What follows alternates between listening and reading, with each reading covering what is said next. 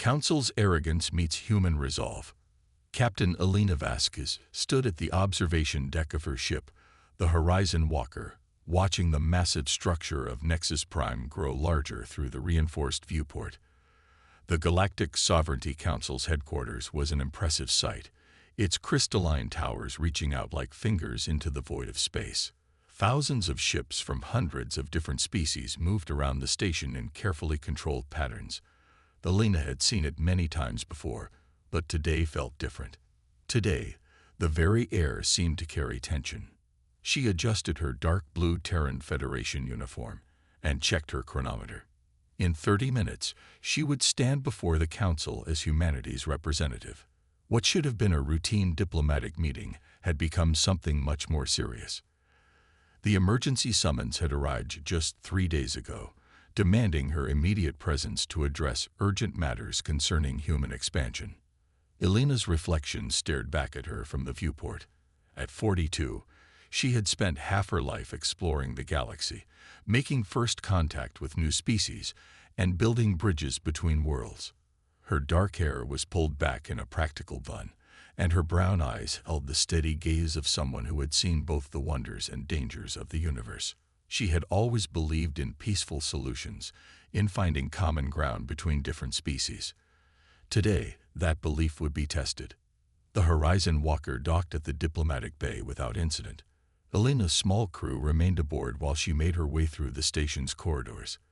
The architecture here was designed to impress and intimidate. Soaring ceilings disappeared into shadows above, while holographic displays showed the vast reach of the Council's authority across the galaxy. Representatives from dozens of species moved through the corridors, their various forms creating a tapestry of galactic diversity. 2 Vorthak guards fell into step beside Elena as she approached the Council chambers. The insectoid beings stood nearly 7 feet tall, their chitinous armor gleaming under the station's lights. They said nothing, but Elena could feel their compound eyes tracking her every movement. She had worked with Vorthak traders before and found them to be honorable beings. These guards, however, carried an air of hostility that made her uneasy. The great doors to the Council chamber slid open with a deep hum. Elena stepped inside and paused, taking in the sight before her. The chamber was circular and vast, with tiered seating rising up on all sides. Representatives from over 200 species filled the seats, their attention focused on the center where Elena now stood. At the apex of the chamber sat the 7 members of the High Council, each representing one of the galaxy's major powers. Council Prime Zephyros commanded the center position. The Etherian was tall and pale, with silver skin that seemed to shimmer in the chamber's light. His species had evolved on a high-gravity world, giving them dense bones and powerful builds despite their graceful appearance. Zephyros had led the Council for over 30 years, and his reputation for both intelligence and ruthlessness was well known throughout the galaxy. Captain Elena Vasquez of Terra, Zephyros announced, his voice carrying easily through the chamber despite speaking in barely above a whisper.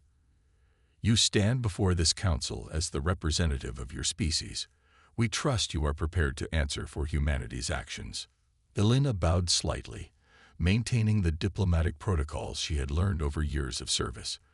I am honored to represent humanity before this distinguished council. However, I must confess confusion about the nature of these proceedings. To my knowledge, humanity has committed no acts requiring explanation or justification. A ripple of what might have been amusement passed through the assembled representatives. Council Prime Zephyros' silver eyes narrowed slightly. Ignorance, whether genuine or feigned, does not absolve guilt, Captain. Perhaps visual evidence will refresh your memory. The air above the chamber's center shimmered, and holographic images began to appear. Elena watched as scenes played out showing human ships in areas of space she didn't recognize. The vessels bore Terran Federation markings, but something felt wrong about them. The proportions were slightly off, the whole configurations not quite matching any design she knew. These images were captured over the past 6 months, announced Counselor Thrix, an amphibious being whose translator made her voice sound like flowing water. They show human vessels violating the neutral zones, approaching protected worlds, and engaging in unauthorized mining operations. Elena studied the images carefully. Her years of experience with ship designs told her these were fakes, but clever ones. Honorable counselors, I must respectfully dispute the authenticity of these recordings. The vessels shown do not match any in the Terran Federation fleet. The hull markings are incorrect, and the ship classifications don't exist in our registry. Are you suggesting that this council would fabricate evidence? Zephyros' voice carried a dangerous edge. Not at all. Elena replied carefully. I'm suggesting that someone has provided you with false information, perhaps to damage relations between humanity and the Council. I request time for our experts to examine these recordings and trace their origin. The 7 council members leaned together, speaking in low tones in a language Elena didn't recognize. After several minutes, Zephyros straightened and fixed her with his silver stare. The Council has reviewed extensive evidence of human aggression and expansion beyond approved boundaries. Your species has shown a disturbing tendency toward rapid growth and territorial acquisition. Furthermore, your independent development of faster-than-light travel without Council oversight represents a significant security concern. Elena felt a chill run down her spine. This wasn't about fabricated evidence or territorial disputes. This was about fear. The other species were afraid of humanity's rapid technological advancement and expansion into the galaxy. Humanity has followed all established protocols, she said firmly.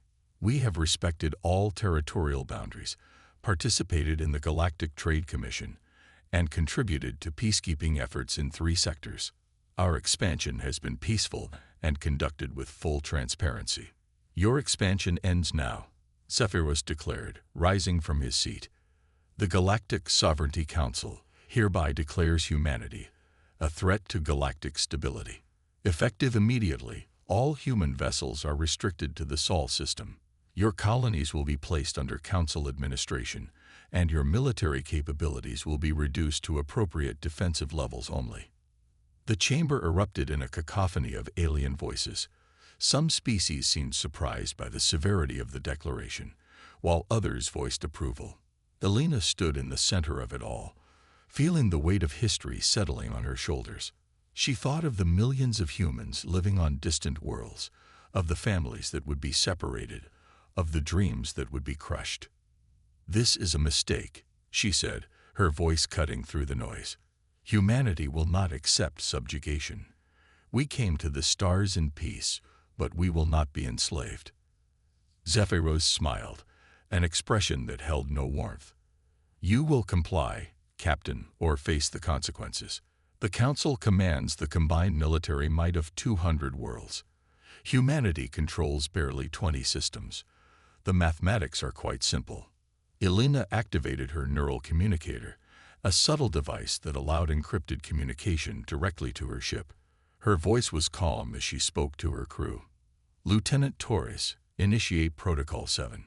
Inform Admiral Chen that the Council has declared war on humanity. She looked up at Zephyros and the assembled Council.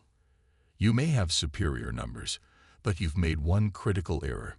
You've underestimated what humans will do when their freedom is threatened. 2 guards moved to escort Elena from the chamber, but she walked out on her own, her head held high. As she made her way back to the docking bay, her mind was already racing ahead, thinking of the challenges that lay ahead. The other species had evolved as hive minds or pack hunters, following established patterns of behavior. They expected humanity to respond in predictable ways, to form traditional battle lines, and fight conventional wars. They were about to learn how wrong they were.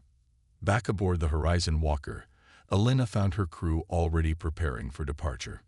Lieutenant Maria Torres, her communications officer, looked up from her console with worried eyes. Captain, I've sent the alert to Earth.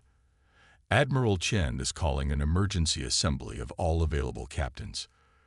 Elena nodded as she took her position in the captain's chair. How many ships do we have in Council space?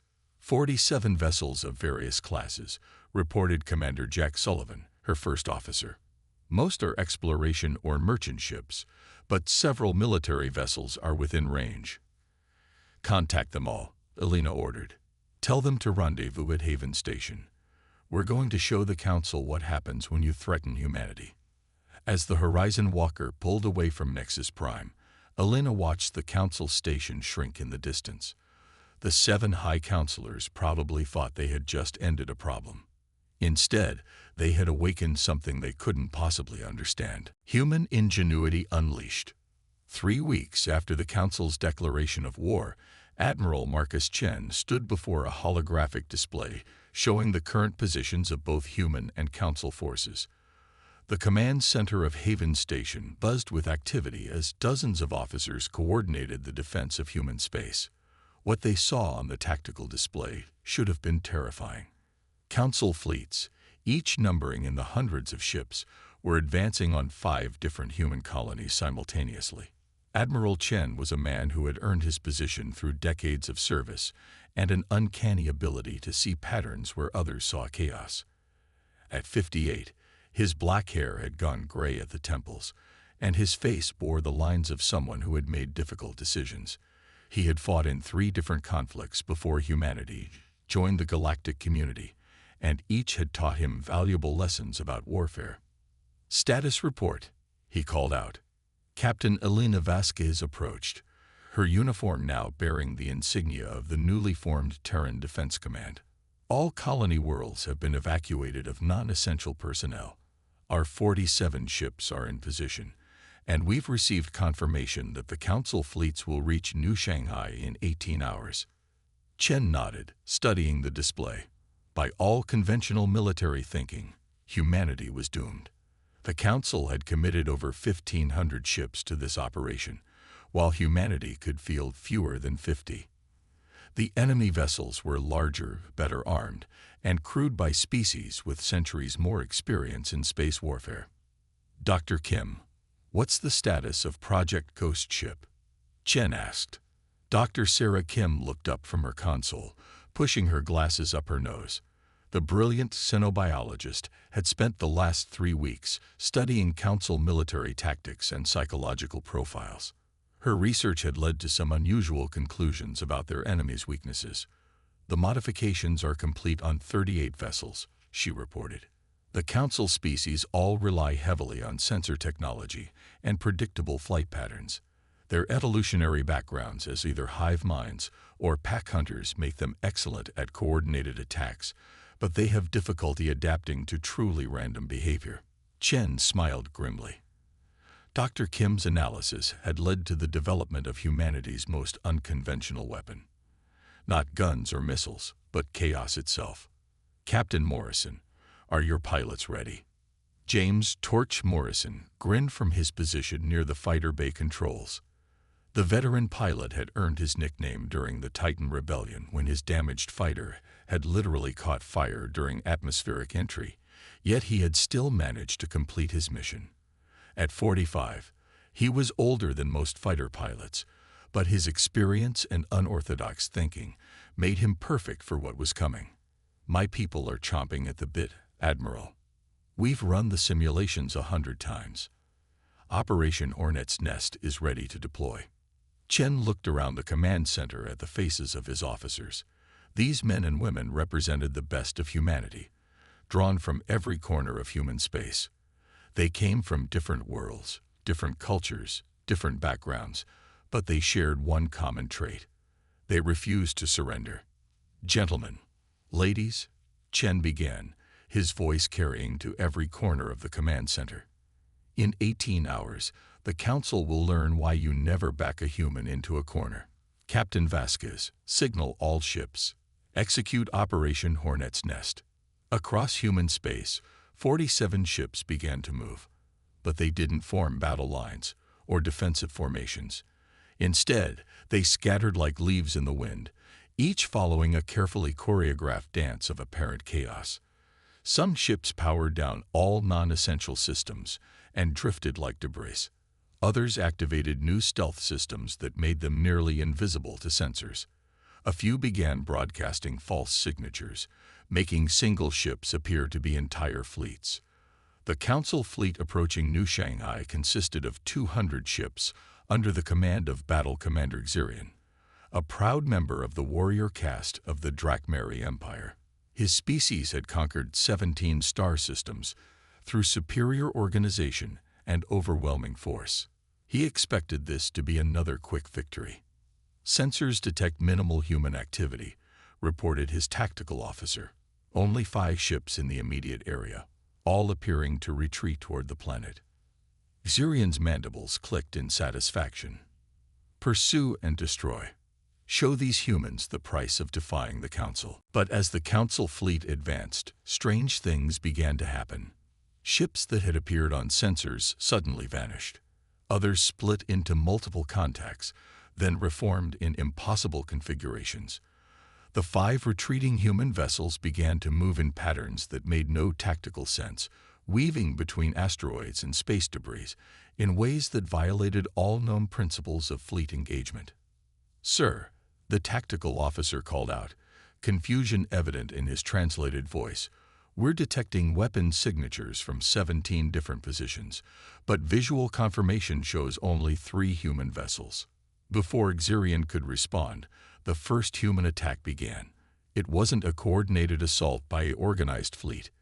Instead, it was pure chaos. Human ships appeared out of nowhere, fired a few shots, then vanished again. Some attacks came from behind asteroids, others from within the Council formation itself. The humans seemed to be everywhere and nowhere at once. Captain Morrison's fighter squadron had been hiding inside a small asteroid field for 6 hours, their ships powered down to minimal energy signatures. When the Council fleet passed overhead, they activated their engines and attacked from directly below, a direction that the enemy had left completely undefended. "This is Torch Leader," Morrison's voice crackled over the comm. "Remember, we're not trying to win a fair fight. We're trying to drive them crazy. Hit hard, hit fast, and get out before they can respond."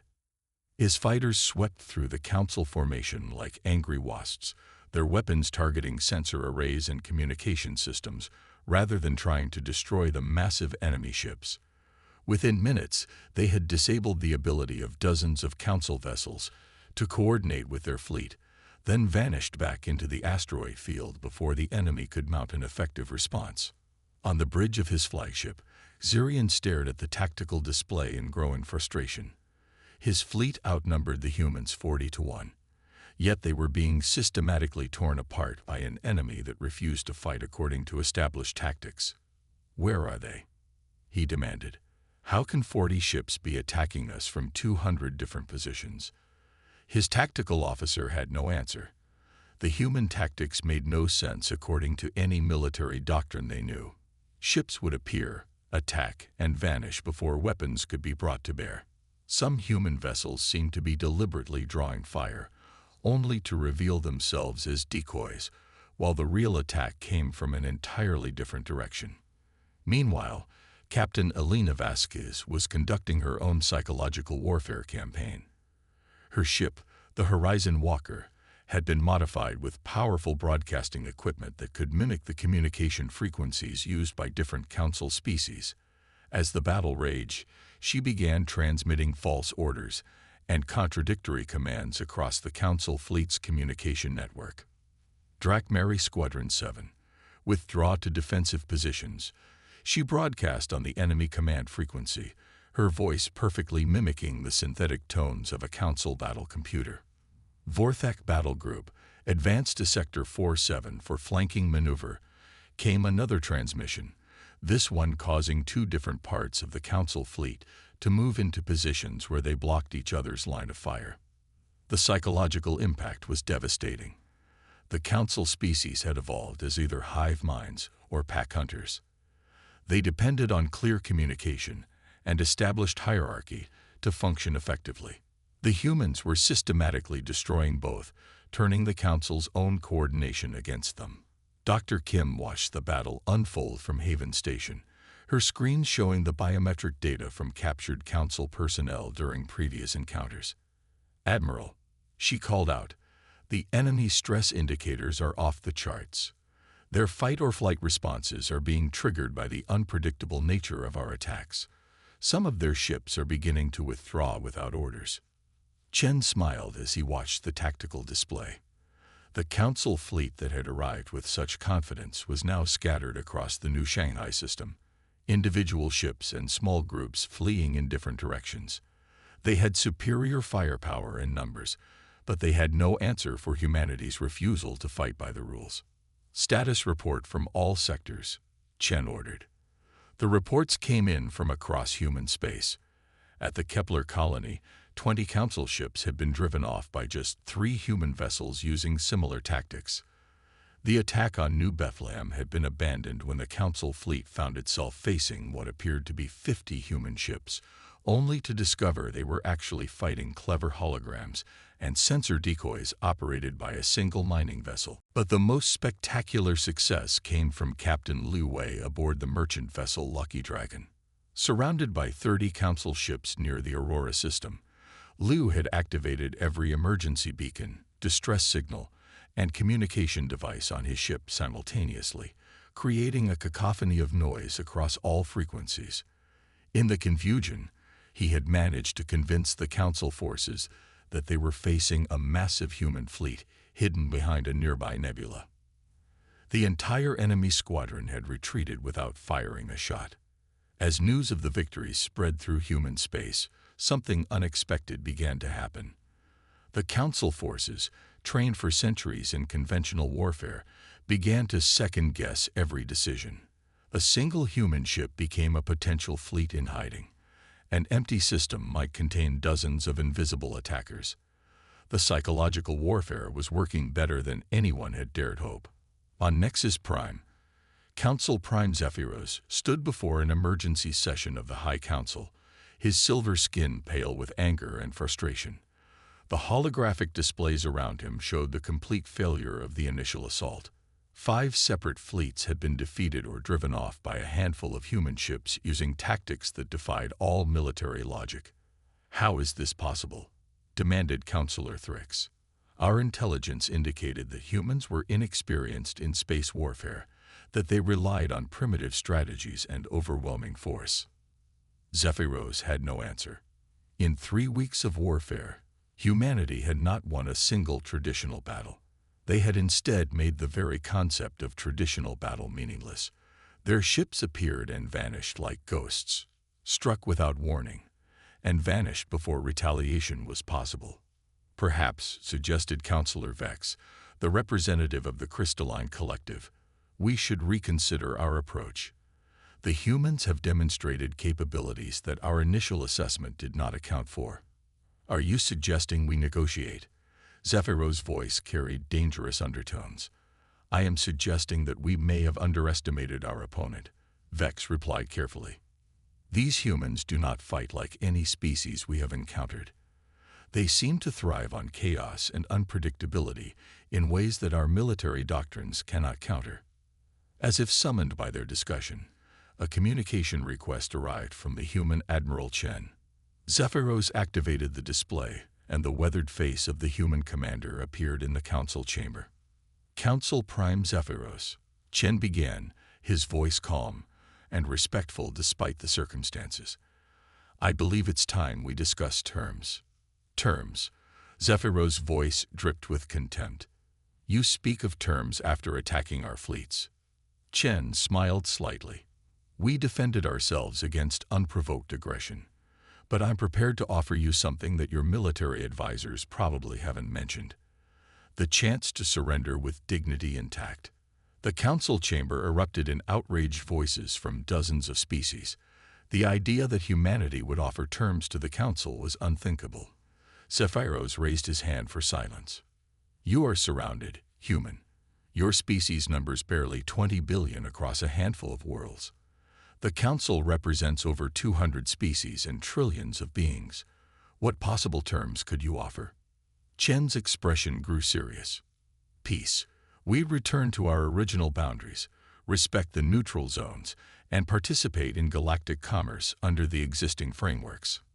In exchange, you acknowledge human sovereignty over our current territory and agree to formal diplomatic relations." And if we refuse? Chen's smile returned, but this time it carried no warmth. Then you'll learn that the last 3 weeks were just humanity being polite. We've been holding back, Council Prime. We didn't want to embarrass you in front of the entire galaxy. But if you insist on continuing this war, we'll show you what humans are really capable of when we stop playing by the rules entirely. The transmission ended, leaving the council chamber in stunned silence. Zephyros looked around at his fellow councilors, seeing his own uncertainty reflected in their alien faces. In 3 weeks, these humans had done the impossible. They had turned superior numbers into a disadvantage, made advanced technology irrelevant, and turned the Council's greatest strength, their unity and coordination, into a weakness. For the first time in his long career, Council Prime Zephyros began to wonder if they had made a terrible mistake in declaring war on humanity. The humans had offered peace, but the underlying message was clear. They were not afraid. They would not surrender. And they had capabilities that the Council was only beginning to understand.